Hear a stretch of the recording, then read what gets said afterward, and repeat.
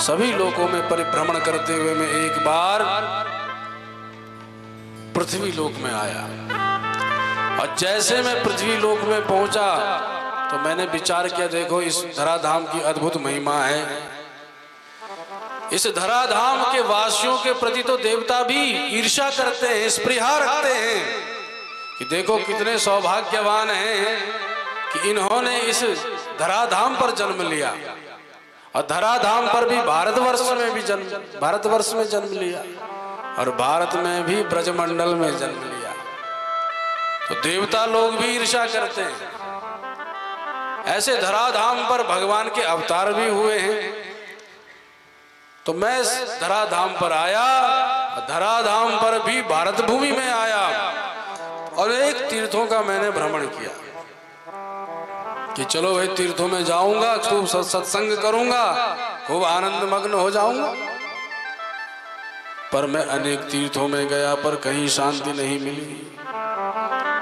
सनत कुमार बोले, कौन से तीर्थ में चले गए थे, जरा नाम तो बताओ। तो नारद जी कहते हैं, अहम तो पृथ्वीं यातो ज्ञात्वा सर्वोत्तमामिति, पुष्करं च प्रयागं च काशीं गोदावरीं तथा, हरिक्षेत्रं कुरुक्षेत्रं श्रीरंगं सेतुबन्धनम् एवमादिषु तीर्थेषु भ्रममाण इतस्ततः। अनेक तीर्थों में गया, हरिद्वार में गया, श्री रंगनाथ में गया, कुरुक्षेत्र में गया, सेतुबंध रामेश्वरम में गया, समस्त तीर्थों में भ्रमण किया, पर शांति नहीं मिली। क्यों नारद, तीर्थों में भी शांति नहीं? क्या देख लिया तुमने ऐसा तीर्थों में? तो बोले, सत्यम नास्ति तपः शौचम दया दानम न विद्यते, उदरम भरिणो जीवा बराका कूट भाषिणा। न कहीं सत्य रह गया। सत्यम नास्ति तपः शौचम, न तो तप रह गया, न शौचाचार अर्थात पवित्रता रह गई। दया दानम न विद्यते, न दया रह गई, न दान रह गया।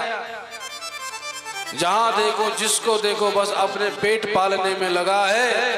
कैसे पेट पाले, कहां से पेट पाले, किसी को मार काटना पड़े तो भी काटने को तैयार हैं, पर कहीं भी अब धर्म दिखाई नहीं देता।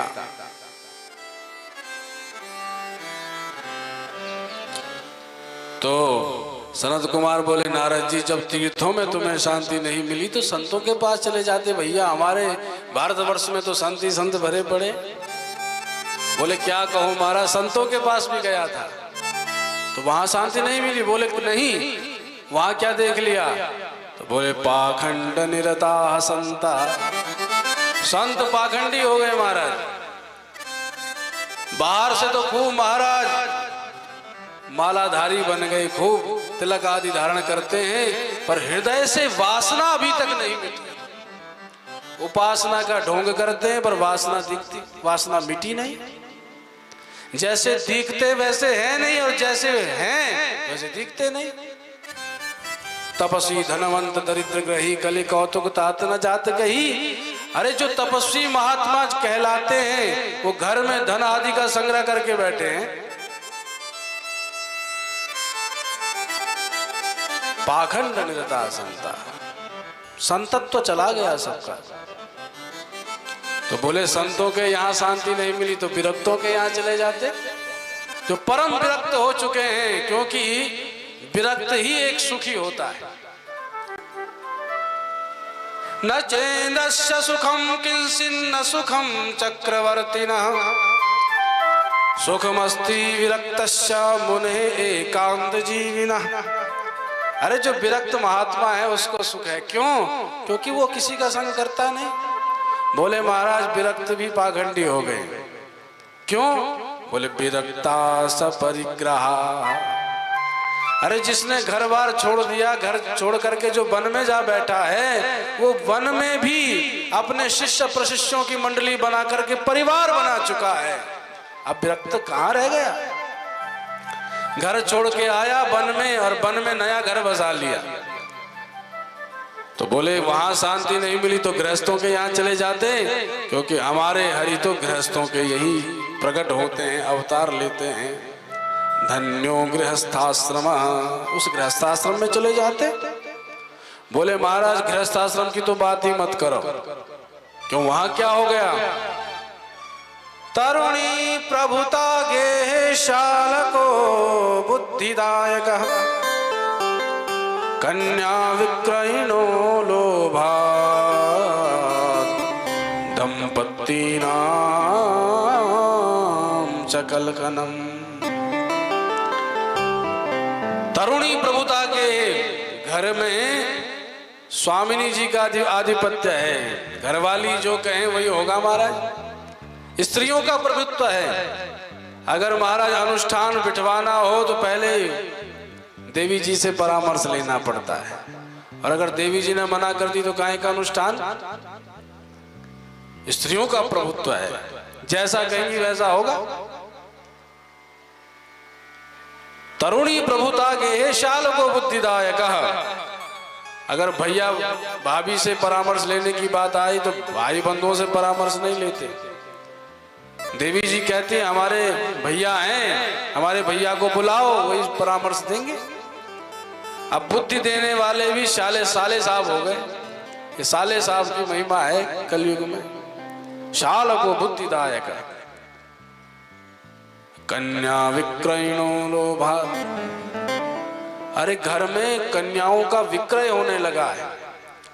विवाह संबंध पक्का होता है तब कब? जब जेब गर्म हो जाए। अब बिटिया के लिए कौन सा परिवार ठीक है उस पर किसी की दृष्टि नहीं है। बस महाराज फटाफट निपट जाए। अपनी कन्याओं को बेचने लगे।